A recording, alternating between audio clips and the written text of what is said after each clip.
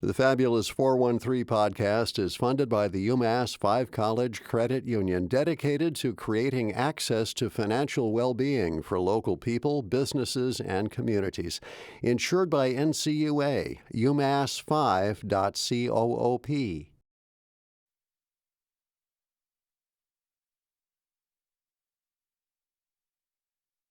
Its aim is to cultivate an appreciation of film and the moving image, to inspire audiences to a deeper understanding of the world's cultures through film, and to celebrate past, present, and future achievements of international filmmaking within a university setting. The 2026 edition is titled Alienated Tongues, pulling together bold works from contemporary narrative and experimental filmmakers that examine how communication might be a tool to disalienate ourselves from oppressive systems. The guest curator of this year's festival is Ayana Dozier, a Brooklyn-based filmmaker, artist, and writer working with performance, experimental film, installation, printmaking, analog photography. Her research examines alternative histories of experimental film and expanded cinema by Black feminist media makers. Ayana is assistant professor of communications at UMass Amherst, and among many other accolades, her film work is in the permanent collection of the Whitney Museum of American Art, and she is also the author of Janet Jackson's The Velvet Rope, the 33 and a Third book series, all of which we hope to unpack in this conversation. Currently working on a manuscript of the life and work of abstract artist Camille Billups. Thank you so much for joining us, Ayana. Hi, thank you. That was delivered with such enthusiasm. Well, I'm now thinking, wow. I am pretty cool. That's why we like to do this. We want people to recognize, how often do you get to hear all of your accolades laid out like that? Usually at your own funeral, but you don't attend that in the mortal coil, unfortunately. So. Well, yeah, I do expect to become a ghost, and so I'm too nosy to not know what's going to happen at my own funeral. Well, this is a great festival that we've talked about on the show before. We had the guest curator, Jim Hicks, on last year, and you're the guest curator this year. And this edition is titled Alienated Tongues. Did you come up with that title? I did. Yeah, I was thinking, so, the thing about this year's edition is that I really wanted it to model what a contemporary festival looks like. This is a university-backed festival, and so there is a lot of freedom in allowing, a wider curatorial selection from films from the past, perhaps films that have not been distributed or archival films. Whereas this year, I really wanted it to feel very current. And so the main slate of the 5 feature films premiering on Wednesday nights are all films that have not fully been distributed yet, and they were all released last year. Mm-hmm. And I saw them at festivals, and I was just thinking of this narrative of, what's happening now? What am I seeing now? What am I paying attention to now? And, inevitably, if you think on a larger geopolitical level, it's unsurprising that a lot of people's work is thinking about dislocation, is thinking about feeling unmoored from oneself, from one's homeland, from one's sense of cultural heritage, or from one's labor, or feeling, really detached from community. And this feeling of dis as a kind of prefix is what I walked away with thinking after seeing a lot of films last year. But in wanting to then highlight and amplify the work of what women directors are doing, because inevitably through festivals, there's a large history there. And as many scholars and filmmakers have talked about, specifically I'm thinking of the work of Zia Enger, as she critiqued in both her expanded cinema performance piece, My First Film, and the feature film that she made. Her first film was, rejected by every festival. And yes, sure, may not have been the best thing, but statistically, women do not do well at festivals. And so I was thinking, how might I rectify that? How might I think about what's happening at these festivals, think about what people are making, this feeling of dislocation, and then think about what women's work actually looks like in that narrative. And so for me, I wanted to combine that feeling of outsideness, but that's also deeply embodied, because inevitably when we think about women's work, we're thinking about how we're engendered by our gender, first and foremost. And so that's where the kind of alienated tongue came into formation for me. Almost like David Lynch's ear in Blue Velvet. Why is there an ear on the ground at the start of the movie? Like, how is a part of your body not in your body? I can't tell you. I am obsessed with David Lynch, so the fact that is the second filmmaker's name that you brought up is amazing to me. Yeah, it's just, it conjures an image of, something outside of you that should be inside. But also the tongue it's metaphorical because it's the actual tool we utilize for speech, which becomes immaterial. Words exist outside of ourselves. And I was thinking, a lot of these films are not in the English language. And so these are filmmakers working in their native tongue, or perhaps are not working in their native tongue, and how even that act of speaking in another language can be a disalienating experience for some individuals, especially in Ava's work, which is kind of a kind of retelling of being forcibly migrated due to war as a child, and having to pick up a new language and then have to adopt that as your new identity moving forward. Or even with the Closing Night film by Annapurna, which is about sex work, and how that experience of having to negotiate selling sexual services in order to kind of remedy your current financial situation can produce disalienating feelings about the body, but also the body in relationship to how that particular labor is stigmatized by others around her. So that's it. I just kind of worked with what I was liking and what I was watching, and I wanted to see what the commonalities were emerging amongst them. And I just settled with Alienated Tongues. I love it. It also sounds sensual too. It sure does. And so I like where it goes. I like where the audience's brains can go with that title. And Alienated Tongues is the name of this season's Massachusetts Multicultural Film Festival, which kicks off tomorrow, April 1st, at Amherst Cinema, and will run all of the Wednesdays throughout the remainder of April. And we're speaking with the guest curator, Ayana Dozier. You mentioned that you had to go to film festivals to find these films, and a lot of these films have a hard time getting picked up by film festivals. Tell us how far afield you went to pick up all of these films, because all of them, there's a sort of like a feature-length style film paired with a short film on all of these Wednesdays. Yes, there is. So the short film selection, some of those films are current, some of them are kind of made in the last 5 years. And my desire to include the short films was also to think about the fact that most filmmakers are short filmmakers. Most people, when they want to get into film, and I'm speaking from experience as a filmmaker, the first opportunity we have is to be a short filmmaker before we have the budget or the producer available to fund a feature-length film. And that always gets overlooked by maybe a wider audience because there isn't really a distribution channel for short films. Even someone like Chantal Akerman, whose short films were only recently made available on DVD, I think last year by the Criterion Channel. So even one of the greatest, titans of filmmaking history, her short films were not available for public distribution until last year, a decade after her death.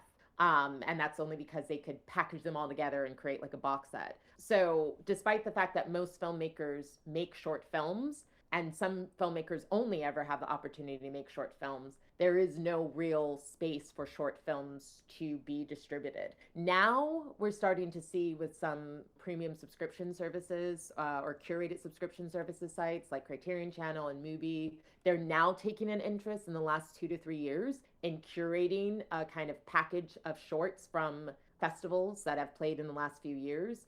But even still, so for me, it was really important to have short films be featured alongside the feature film to at least make audiences aware that there are so many wonderful filmmakers out there that you don't know about because there is no distribution network. And then also, to answer the first part of your question, I am a filmmaker and my work has done well and my career exists because there are festivals dedicated to short films and because my work is being received by some really incredible curators like Myriam Moltefer, who curates at the Berwick Film and Media Arts Festival in Berwick upon Tweed in England, which is the northernmost town. It's the Englishest most sounding town you could ever think of. Upon Tweed. Yeah, upon Tweed. I was just in London, and even it's such a northern English town that people in South England are like, even we don't go up there.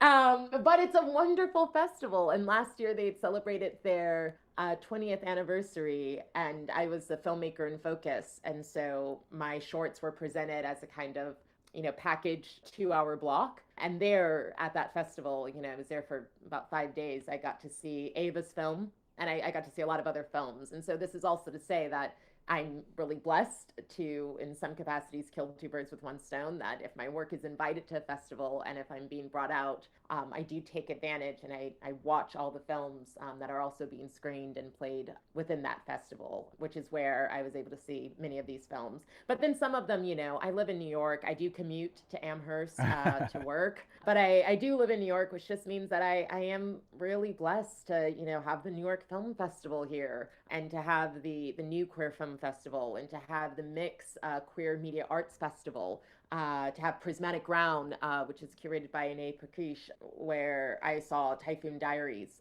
last year, which is a short film that's playing on April 22nd. So sometimes it's just being able to go to my local theater where there's a festival and seeing things there as well. And it's great that our local theater in Amherst is the first place where you can see the first film in this festival, Alienated Tongues. It begins tomorrow. It'll run all the Wednesdays through April. It's the Massachusetts Multicultural Film Festival. And tomorrow at Amherst Cinema at 7 is When the Phone Rang, which is a Serbian film, as well as the short film From Where to Where, which is a Canadian short film. You mentioned that you were in New York City and that you've got all of these film festivals surrounding you, but you had a film that came out last year, if I'm not mistaken, Forgetting You is Like Breathing Water. Is that true? I had a work in progress screening of that film, and it is currently awaiting notification status from festivals. Well, this is kind of demonstrative of where I was going with this because, you were talking about, and everybody who knows anything about film knows how women have not had a fair shake when it comes to prominence in Hollywood in particular. This Alienated Tongues Festival are all films directed by women, paying close attention to how women negotiate their labor, sexuality, leisure, and communities within, as Bell Hooks described, as is described in the notes for this film festival, environments shaped by imperialist, white supremacist, capitalist patriarchy. You're bringing to light all of these works from other women, but what have you experienced personally as a filmmaker when it comes to this? Ooh, oh, that's such a loaded question. It's a good one, though. It's a good one. I think I'm so much of my work and is informed by my scholarship on the history of women experimental filmmakers. I did my PhD on Black women experimental filmmakers, and I traced the genealogy of what that narrative looked like. When I started that project, there wasn't even a Wikipedia page for Black experimental female filmmakers. That didn't exist.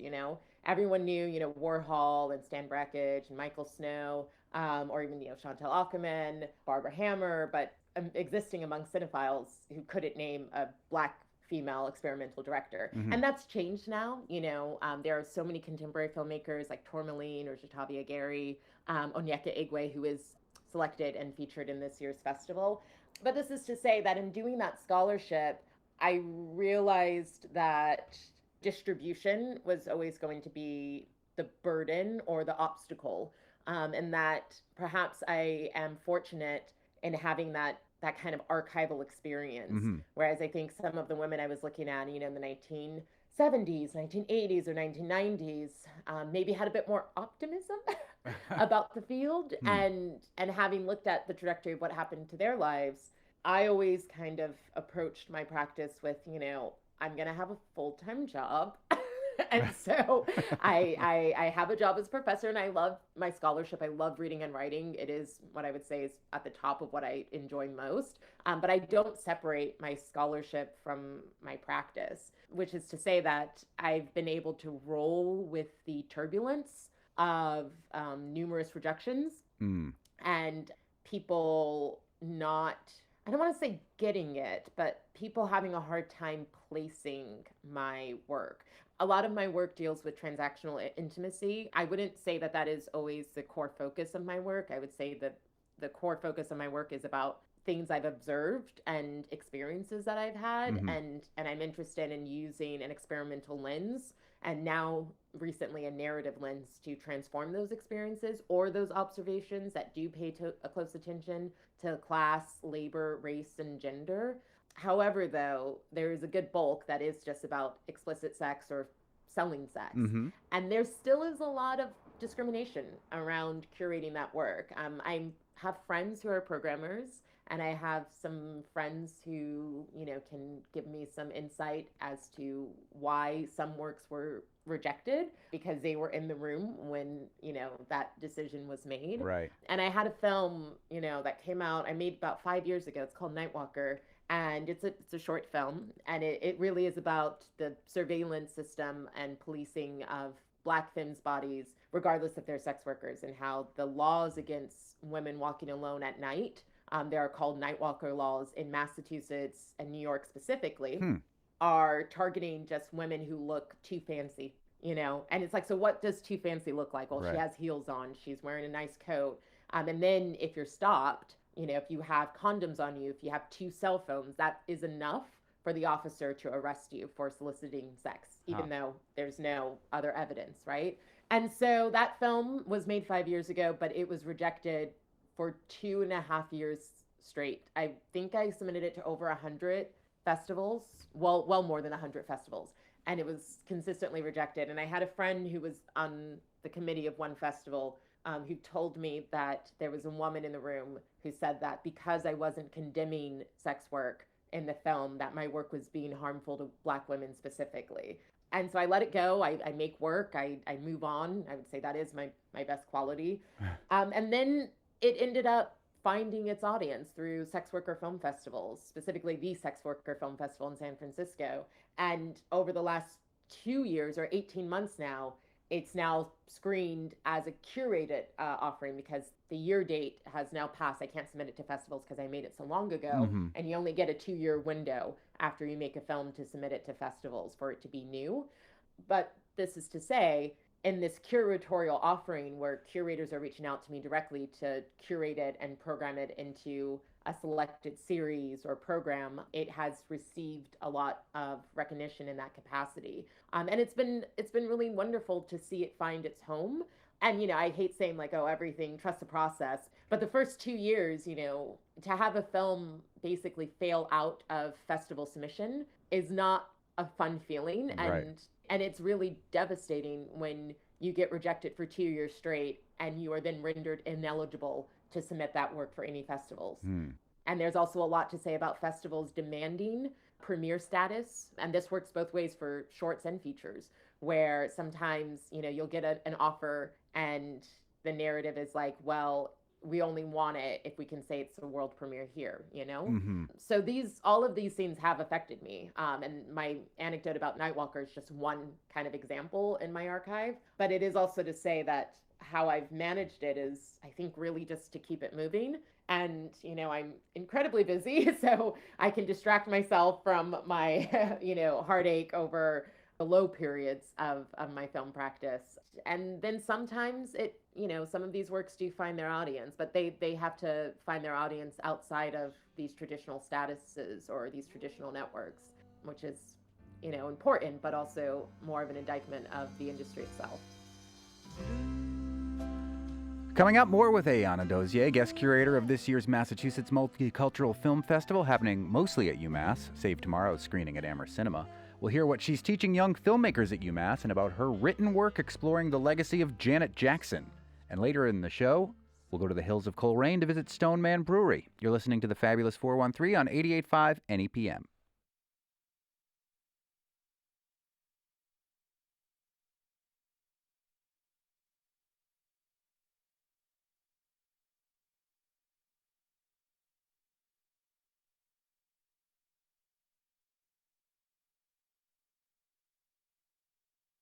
The Fabulous 413 podcast is funded by the UMass Amherst School of Public Policy, offering in-person and online graduate programs in public policy and data analytics. Admissions now open at umass.edu/SPP. Welcome back to the Fabulous 413. We're speaking with Ayanna Dozier, who is the guest curator of this year's Massachusetts Multicultural Film Festival, which will mostly be happening at UMass Amherst, although the first of the films will happen at Amherst Cinema tomorrow evening, 7 o'clock, When the Phone Rang, followed up by the short From Where to Where. You are a professor of communications at UMass Amherst. Are you teaching film? Yes, I am. I'm currently teaching Intro to Film Studies. And I actually split my time between history and theory class and a production class. So I started at UMass Amherst about 3 years ago. And that was the invitation to apply for the position was to emphasize that I do both, that I have an applied theoretical practice. I know how to talk theoretically and historically about film. And then because I make work, I can also demonstrate what that looks like as a physical form. And specifically, what I've been able to bring to UMass Amherst in particular is a kind of the first offerings of Super 8 film production in many years. One of our colleagues there in the film studies department teaches 16 millimeter. And so I was able to kind of use David's audience and yeah, introduce students to Super 8 and also build a developing room. Wow. So, if you take that Super 8 millimeter film class with me, you are learning how to meter light by yourself. You're learning how to shoot your film. You're learning how to develop it by hand, dry your film, and you're learning how to load it into a projector to screen it back to an audience. And last year's class, we had about 20 students, which is a bit too many. I'm going to change the number for how many students can be enrolled in it. But it was wonderful. It was great. And they all, the majority of them developed it by hand in our new developing room. We all loaded the projectors and we had an audience of about 50 to 60 people come out to the screening room to see all of these shorts screen on an analog projector. That's fascinating. I think, it's the technology. People love film. Filmmakers love film. I think that there's been debate for years now about film versus digital. So the fact that you even have an opportunity to work with film for a film class, I think is remarkable and happening right here at UMass Amherst. Ayana Dozier is the teacher of that class, as well as a filmmaker and the curator of Alienated Tongues, the Mass Multicultural Film Festival that begins tomorrow. But speaking of antiquated technologies, 33 1/3 is how many times an LP goes around a record. And you wrote, as part of the 33 1/3 book series, a book on Janet Jackson. Can you tell us about Janet Jackson's The Velvet Rope and what made you want to be... I love this book series, first of all. I have not read your particular Janet Jackson one, but tell us about that opportunity. Yes. So I've always loved that book series. The very first one, Celine Dion, Let's Talk About Love. Which I have read and is unbelievable. And the end of Taste. I have very strong feelings about that book because I love that album so much. I love Celine Dion. I did my PhD in Montreal. She is a patron saint there.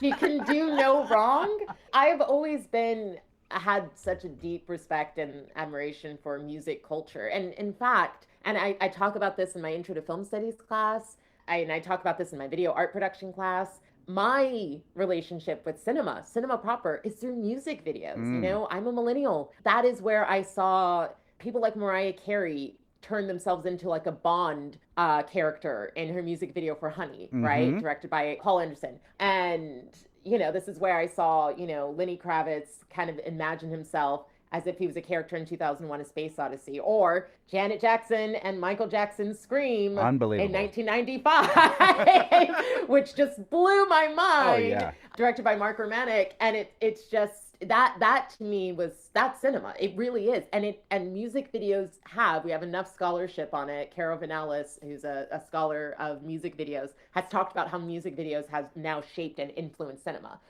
So for me, the kind of hybridity of my interests, they're all quite located because they come from these intersecting kind of fields like music culture. And I think Janet Jackson's The Velvet Rope, it's just such a transformational album for me, even though I do talk about the fact that I was 7 when that album came out and that my mother had to take it away once she finally heard what was happening on the album, and she's like, no, this is not Rhythm Nation. There's too much sex here. This is inappropriate for you. But even how I was even made aware of that album, and this is in the opening chapter of that book. I was at Sam Goody, R.I.P. Sam Goody. Yeah. And they had all the TVs and they would play music videos on them. And I think we were in Sam Goody because my mom wanted to buy Cher, because I think that was the same year that Believe came out. And I just saw the music video for Got Till It's Gone. And it's a reimagined South Africa, post-apartheid, but still carries all of the colonial hauntings of apartheid, Mm-hmm. but it's also inspired by the photography of Malik Sidibe, Mali, I believe, based photographer from the 1950s. And it's just such a resplendent, decadent video of Blackness that is also about photography and the history of photography and the history of film and colonial images. And that's also just vibing and grooving. And it does so much in 4 minutes. I just, my mother had to like yank me out of that Sam Goody. And it just left such a strong impression. And then, you get the album and you realize that she's has this whole narrative arc around trauma and sexuality and queerness and SM even. Mm-hmm. And these are all things that specifically within Black women's cultures, especially in the 90s, were fundamentally taboo. That was still very much, as, Bell Hooks talks about, and Horton Spiller specifically, another scholar, this was a culture of silence and you don't speak on the trauma, right? You don't want to hurt the community by talking about things that have transpired against you. And to have an album that was just laying things bare in such a very frank way, I don't know. And then, she also had her septum pierced.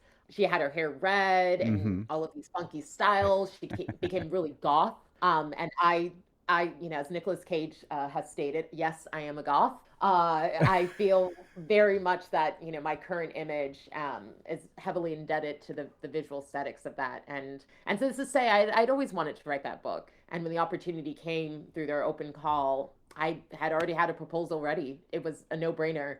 And it took me no time at all because it was the album that I talked about the most in my life. And then now I don't have to, corner people at a party telling them, what they think about the Velvet Rope because I have a book out about it. And they're small, so you can just hand them out as like party favors, maybe. Yeah. Or just throw them at people. Well, now I can't wait to read your 33 and a third book, Janet Jackson's The Velvet Rope. And if the film festival is a third as interesting as you've been in this conversation, it's certainly not to be missed. It's the Massachusetts Multicultural Film Festival, The Return. The title this year is Alienated Tongues. It's feature-length films and short films that will run all of the Wednesdays through April, including tomorrow, April 1st at 7 p.m. at Amherst Cinema. We have been joined by this year's guest curator, UMass Amherst professor and filmmaker and author, Ayana Dozier. What a delight. Thank you so much for curating this film festival. I can't wait to see what you bring to the cinema.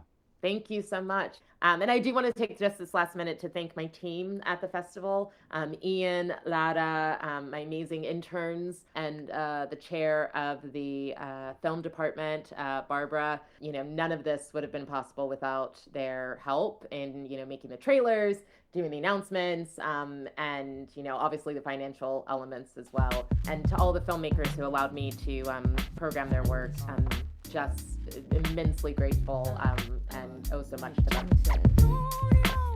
You can find all the details on the Alienated Tongue screenings on UMass's website, and UMass does hold the license which this station broadcasts, full disclosure.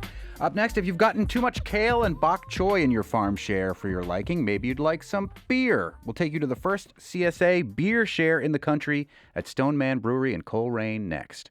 You're listening to the Fabulous 413 on 88.5 NEPM. The Fabulous 413 podcast is funded by Northeast Solar in Hatfield, offering personalized solar energy solutions and ongoing customer care, proudly serving communities throughout the Pioneer Valley. Northeast-solar.com. So you've never been here before? I have not been here. No, it's beautiful. Though this area is kind of familiar to me. I lived in Guilford for a number of years. Would come this way.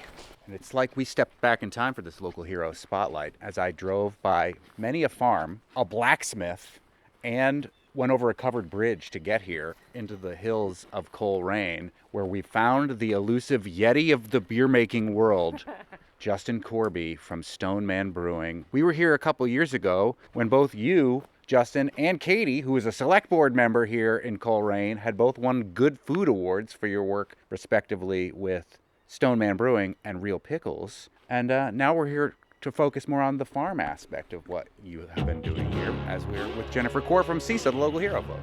Nice. Well, welcome to one of the smallest breweries in Coleraine. It's the largest brewery in Coleraine, right? But Yeah. the smallest breweries in New England? Yeah. But we're getting ready. This is our open weekend because we're only open the first weekend of every month starting in April. We're closed for the winter. I mean, you can see it's kind of muddy now, but it's usually a sheet of ice out here. I imagine hard to navigate, but it's beautiful. There's still some snow, which many of us don't have anymore. But if in the snowy season, like especially the winter that we just had, not probably easy to get up to Stoneman. Yeah, so we're this is our last chance to sign up for this year's beer CSA. We're open to the general public, but if you join the CSA, it's a little bit cheaper. It's only coming up here 4 times a year, so it's kind of a way that you pay ahead of time. You get a certain amount of beer when you come up here. You get to mix and match, kind of take home whatever you want. And it's like I said, it's idyllic to drive up here. Covered bridges, farmland, the river, all that kind of stuff. But make sure you know where you're going. Maybe bring an atlas. Yeah, don't get. I always feel don't get lost. We put signs out. So let's go look in the brewery. We came here a couple years ago, as I mentioned, and we talked about your expansion. You were like a 1-barrel brewery, and now you're a 2, or have you grown even since then? I'm a 2-barrel brewery. Yeah. But you can see right here, this is called Big Blue. It's our brand new shipping container that we actually insulated and turned it into. It's basically for barrel aging beer. But you want to check it out? Yeah, dude. It's a beautiful sky blue shipping container. Going in. It smells like a brewery in here. Yes, it does. So I basically have this lined up with bourbon barrels for aging, because you want to keep the bourbon barrels, at a certain temperature. A little bit of fluctuation is okay, but you need something temperature controlled. And so we did 5 inches of insulation on the wall, washable walls. We got a new HVAC system. So this is part of a grant that we got. Where was the grant from? MGCC. I don't know that acronym. Mass Corporate, it's now called Mass Development. Oh, yes, cool. So they helped me out. They do small business development. CISO works with them and connects farmers and producers up with MGCC as well. Right. So they paid for the HVAC or for the whole kit and Kind of caboodle? for the whole system. I was able to raise, it was like I had to raise half the money, so they matched $20,000. So I got a $40,000 grant from, crowdsourcing the other 20. Oh, great. And so you've got these bourbon barrels in here. Where do you get the bourbon barrels? Yeah, from Berkshire Mountain Distillery. Which makes excellent bourbon, but also I'm a big fan of their gin in particular. Yeah, Their this is ethereal the gin is It's the ethereal. warmest room in our whole property. Nice. So is there anything in those barrels at the moment or not yet? No, I just emptied them. Yeah. Where do you guys get your hops from? So I get the hops mostly from Champlain Valley. They're up in Vermont. They're a pretty big hop farm in the Northeast. Your focus on local and sourcing local is a big part of your mission, your overall mission, even from Jump Street, right? Yeah, I mean, I'm really using almost 100% Valley Malt. So Valley Malt sources all their grain throughout the Northeast. So I've been doing this since 2012, almost at 100% all local ingredients and regional ingredients. What's this malt right here? There's some on the ground. That's feeding the birds. Oh, okay. Very attractive this time of year. You want to check out the brewery Yeah. inside? I'm getting ready to. This is my packaging marathon. So I'm basically packaging 5 beers this week to get ready for this weekend. So I'm packaging the Dragon Beam IPA today. So that'll be available on Saturday. How many people are part of this beer CSA, Community Supported Agriculture? We have about 60 members now. And you were the first one in the country, is that right? Yeah. It was the first beer CSA in the country. So it really is small. Yeah. All right, now we're in a tiny room. We see the 2 tanks in here that look very much like, beer tanks that you may have seen before. But even on the smaller side, like if you go to Northampton Brewery, they have tanks like this, but they're much, much bigger tanks. Yeah. What size are these tanks? These are like 3-barrel tanks. And what's in each one of them right now? Right now, that's like a packaging tank. So I'm packaging the Dragon Beam today, and the other one's empty. It says Sun Tzu on it, though. That was from last year. Do you have an Art of War beer? Or? Yeah, the Sun Tzu Sumac Tulsi Saison. And I see these King Corby over here. That's your name, Justin. Yeah, Corby. I actually packaged that yesterday. So I'll have 6 different beers out. So how big is like a batch? How does that work? Yeah, a batch, it's this many bottles, essentially. This is about, like 40 to 35 cases of beer. A barrel of beer is 31 gallons of beer. A barrel of beer, 31 gallons So this of beer. is about 2 barrels of beer. Okay, so 62 gallons of beer in small bottles. Yeah. And then you're going to have 5 varieties available Like for the 6. 6. For Yeah, the 6. And how many bottles does a member get at each pickup? You get 12, you get a full case. And you can mix and match. Yeah, mix and match whatever you want. Taste them all. They're, every single weekend that we're open, you can taste them, mix and match. Occasionally, often you're up at like 12 different beers offering in a month. And the first weekend is this weekend, the first weekend of April, and we're at Stone Man Brewery with Justin and Katie Corby in the hills of Coleraine, the very first beer CSA in the country, but others have followed now, right? I think so. There's a couple different people using that model, but this is kind of like half of my business mostly. The brewing industry, there's been a lot of changes. So for me, staying small has actually been advantageous. I mean, I was looking at growing before COVID, and that kind of ended the plans. And so now I'm just basically being a one-man business with the help from my family and some friends. But essentially, it's just keeping this model small enough to sustain. And I think by 2027, I'll have paid off most of all the debt that I lost from COVID. So That's not too bad. You only got one more year to go. I know, so I have another year, and then we'll be able to start paying ourselves, after 14 years. Working for 14 years without paying yourself. Yeah, I mean, that can be tricky. So I'm also, do all 60 of your members pick up here? Did I read that some of them maybe go to Pine Hill? If you miss the weekend, because part of the thing with the CSA, I've changed the model a few times.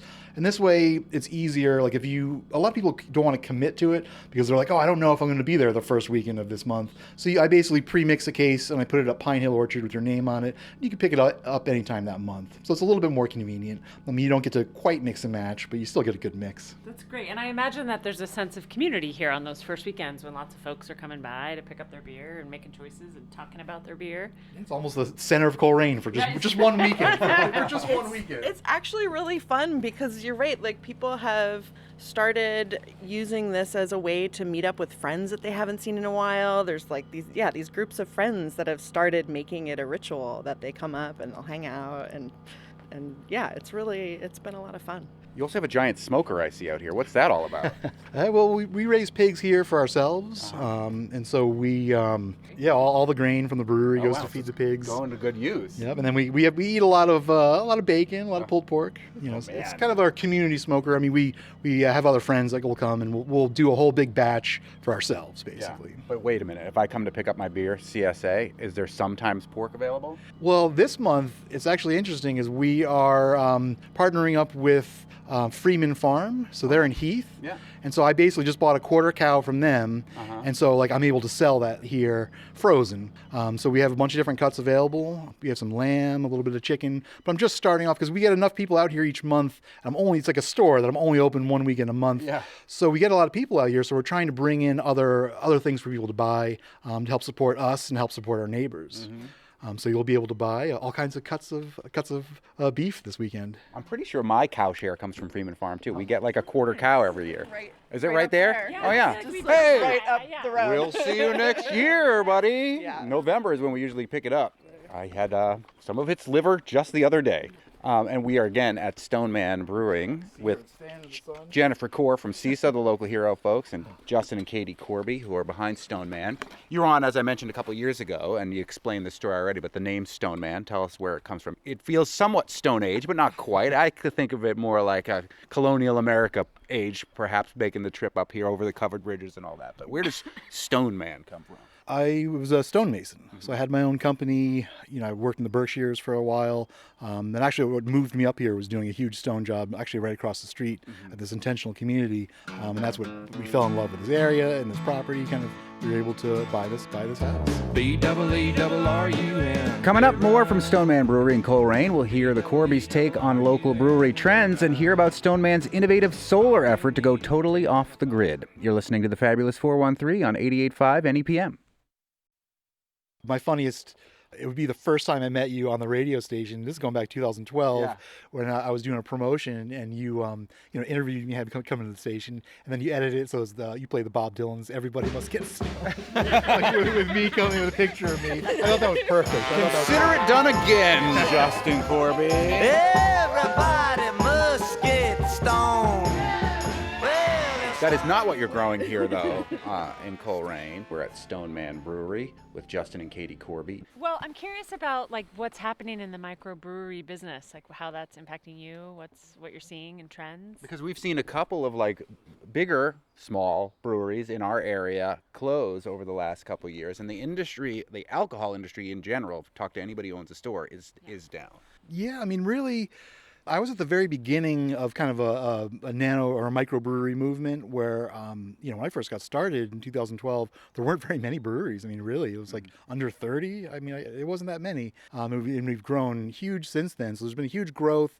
And I think there's a kind of a saturation point, and people aren't drinking as much. After COVID, people drank pretty heavily, me included. I had to take a little time off after COVID. I had to tell myself during COVID, you are not allowed to drink at all between Monday and Thursday. Nice, just to set my limits, or else I could have gone down a big tailspin of depression. Yeah, but I think for me in general, it's a unique business model, and so I'm not looking to grow. Like the brewing industry, a lot of it's set up on just growing and growing, because you always have to get new tanks. You always need to expand a little bit, and that costs a lot of money. And so you're always chasing that, having to expand. And even when I started off as a one-barrel brewery, I didn't really want to expand, but I just was sold out. I couldn't make enough beer. And then I kind of changed my model. I only sell to a handful of stores. I sell some kegs around, but mostly the only way to get my beer is to come up here. Where are the stores if we don't have time to come up here, and maybe the Beer CSA is more beer than we may want, but want to try what you have to offer here from Stoneman and Coleraine? Where do we go? In Greenfield, Ryan and Casey's, they have the best selection, and then also Atkins Farm out in was that North Amherst? They have South Amherst. Yep. Atkins has also a really good selection. Oh, cool. And McCuskers in Shelburne Falls. So interesting, because the hops and the barley that are going into this product are regional. And this used to be a big area for growing hops, and we don't think of that very often as a big crop. Do you have a sense of how many acres are in hops right now in Massachusetts? I'm actually really not sure. Not very many. A cool hop project is I have a friend, Peter Hopkins, and so he lives in Powell, Vermont, which is only 20 minutes from here. It's not that far from here. So he grows an entire 1 acre hop yard, all a traditional method. He doesn't use, chemical fertilizers. He grows them up it almost looks like a maypole with, the hops growing up around one center pole. It's kind of a traditional old school way of growing it. And so I buy almost his whole crop each year. Wow. So it's, it's a 1 acre hop yard. So I have a beer that actually we're releasing it this weekend called the Hop Kings. I made the label and the name, before the No Kings movement. I've had some people ask me about the name, but it really pays homage to Peter Hopkins, who's the Hop King of Pownell, Vermont. Perfect. Well, so that's one of the options you can have with the Beer CSA, which opens this weekend. Tell us about some of the other styles of beer that are available that we can mix and match if we become part of this Beer CSA. Yeah, I really have I have over 100 different recipes that I've been pulling from. So a lot of times I have the top, the ones I bring everything in seasonally, essentially. So I always try to have a good mix. I don't always just have IPAs. I have dark beers, farmhouse ales. So I've been kind of known for having a well-rounded mix of beers. So it's not necessarily a one style specific brewery, all using local ingredients. There is the New England style IPA movement that is very, very popular. What's your take on that? Do you make one of those too? Yeah, actually, the Dragon Beam, the one that's available this weekend, is 100% Northeast hops, and I called it a Northeast style IPA because a lot of these beers, it's basically you're not adding the hops in the beginning of the boil for bitterness, because traditionally hops was used for bitterness, for flavor. It's also antimicrobial, but some of the Northeast or the New England style IPAs are more citrusy, more a little bit sweet, and that's because you're not really adding a lot of bitterness to it. You're relying just on the hops for the aroma. And so then I call the Dragon Beam, it's not like a New England style necessarily, it's a Northeast style. So I essentially made up the term. Good. I saw somebody making fun of New England style IPAs where they licked a tree and then bit into an orange without peeling it, and I was like that they were having a New England style. This is a New England style IPA, yeah. So, talk about the name Dragon Beam. Where did that come from? The Dragon Beam would be when I was doing stonework. I was working with a timber framer. I was homebrewing at the time, and I was making a beer. And I always come up with fun. I have fun trying to come up with names, and I always ask people what good names would be. And so he showed me a joint that was called the Dragon Beam. So it's a sort of an ornamental cross beam member, and I was like, that's a perfect name. Yeah. Can I ask which beer are both of your favorites that you make? That's a good question. Well, right now I have a new one. It's a new variation of a beer called Not So Blonde. So it's a blonde ale. And so it's a 4.2% alcohol, lower in alcohol, which is something I can drink more than one of. it's kind of hard to ask what a favorite beer is, just because right now that's my favorite one. Probably, yeah. Because Moving target. I haven't even packaged it yet. I'm packaging that on Thursday. And you are yourself not so blonde, but you're blondish. And lost on the radio, listener, giant beard that goes down to your belly button and a huge head of hair tucked up in your hat. What about you, Katie? What's your favorite? Or what's your favorite right now? So we do this thing, the Wine Thunderdome on our show, where we drink 2 wines and we have to vote. It doesn't mean it's your favorite for all time. It just means right now. This is Right what you now. want. I'm going to go with the Verfrezon Saison, which is one of Justin's really fun projects that he's gotten to do. And it's a beer with nettles and spruce tips and what else is in there? It's really excellent. That's the one that won you the Good Food Award last time, It's right? all evergreen tips and nettle. Do you have any of those now? Because I have been specifically instructed by Khalees, who couldn't be here, to get some and bring it back to her. No, that'll be ready kind of in May. I mean, Okay. we really get the evergreen tips from right here. From this, we're sitting under an evergreen tree. yeah, That's where fine. the tips come from. Yeah. And I mentioned you won this Good Food Award. It's a national food award that you went to go accept. I think like California or something to go accept the award. Yeah, last year was in Portland. But again, from these tips of this tree that we're sitting underneath in Coleraine right now. But another project we're working on this year is we're actually working on a whole new solar project here. So it's part of it's been a couple years in the making, but it's kind of a new system that we're doing it ourselves essentially. Katie, I hear you're kind of spearheading this project. Tell us about what you're trying to accomplish with this solar project. Yeah, so we're installing a pretty standard array and inverter, but then our goal, and we're working with some folks in the industry the goal is to be able to produce our own energy and self-consume our energy without the use of giant, extremely expensive rare earth metal batteries. Ah, so what? what's the Yeah, what are they replacement? going to use? Yeah, there's a whole bunch of technical, electronic and coding and stuff like that will go into sort of managing the energy as it's being produced to kind of rank where that energy wants to go and who needs it, who gets priority, what systems. But then there's also this project that we're doing with the brewery where we are using, available energy to quickly either heat or cool that barrel aging room that we went into. So barrel aging beer, it is actually oftentimes beneficial to have a temperature swing even within a day because you're expanding the wood of the barrel and the beer can get into that and then it's contracting again and it gets sort of gets that barrel taste a little bit better. And so using heat pumps and various other thermal storage and using the beer itself as thermal storage, we're working on a system that would help us drastically reduce our energy use, be able to self-consume our own energy. And you just be use totally beer off the as grid up grain. here, right? Eventually, that's the goal. Will that change your operations in terms of the timing of when you do certain tasks? It will, yeah, which is one of the fascinating things that I'm actually really looking forward to is there is a lifestyle change associated with this. This means we're not doing laundry at night when the sun is not shining. There's definitely going to be a shift in that that I'm actually really looking forward to is taking responsibility and sort of learning about energy use and how we can also move away from batteries. But again, if they're not using rare earth metals and you're making these panels or whatever, what are they replacing with? Or is it just passive solar, like the sun coming in through glass and greenhouse effect? So you can get what are known as grid forming inverters, and you're using your solar energy to basically make your own little microgrid. Some places call it islanding, and that's often for folks who are both connected to the grid but have their own panels, want to be able to use it if the grid is down. You actually have to have a system to be able to manage that energy in real time.